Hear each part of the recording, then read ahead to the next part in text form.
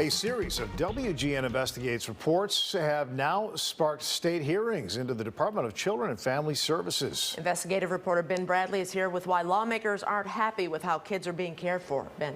That's one way to say it, Micah and Ray. The problem of kids in crisis spending prolonged periods of time simply waiting in offices is not going away. They're waiting for proper placement, either with a relative, foster family, or emergency shelter bed. And often they're waiting in space not certified by the state as suitable shelter space. Is that ever supposed to happen? No, never. That's why we have emergency shelters. It's been 2 years since WGN Investigates first broadcast these images of kids sleeping in DCFS offices, curled up on couches, some asleep on the floor. Back then, we heard the word unacceptable a lot. It's unacceptable. For me, it is unacceptable. Despite those comments, 2 years later, we showed you it's still happening. The only difference is now they sleep in an actual office and have been given an inflatable mattress. The whole reason we're having this hearing is because what you exposed. So I appreciate those questions and the passion about these kids and families that we serve. She hauled the DCFS director in front of fellow lawmakers today, demanding answers. What has changed in that time other than prettying up offices? So the first step that we took was to try to ascertain exactly what number of children. In the last year, 197 kids have spent the night, at least 6 hours, in either DCFS or private agency office space. 20 kids spent more than 24 hours there, and one child spent just under 3 weeks in converted office space. Over 80% are staying there less than 24 hours, which I can understand that things happen during the middle of the night. I'm concerned about that 20% that are staying longer. What can we do to not have that happen? 2 years ago, you told me you'd fix it, and you haven't. So my answer is that we have. We made tremendous improvement. 200 kids are still sleeping in offices in a year. 200 kids who visit offices, they're not necessarily sleeping. After our initial report aired 2 years ago, DCFS created what it calls welcome centers to avoid the office sleepovers.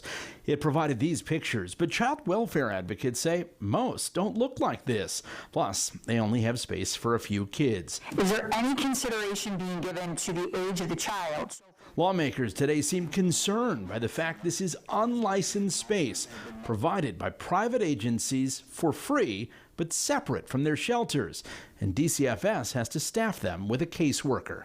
A welcoming center is an environment that was produced and provided and given to children to care for them, to make sure that they have a bed, a place to eat and shower, a place to be cared for. It is not a long-term solution. We have clients who are staying in these spaces for very prolonged periods of time.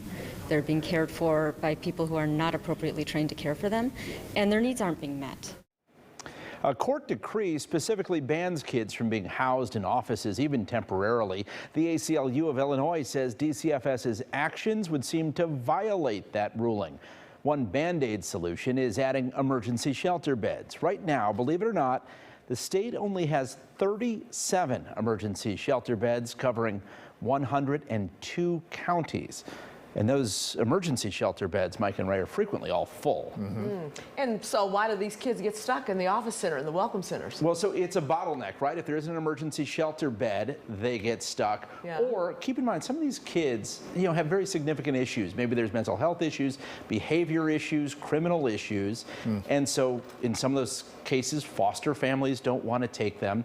The state years ago had said, oh, we're going to have therapeutic programs for these kids. Yeah, couldn't they partner with hospitals or something like that? So they took away all those emergency shelter beds, promising that type of therapeutic care. Problem is, they never created it.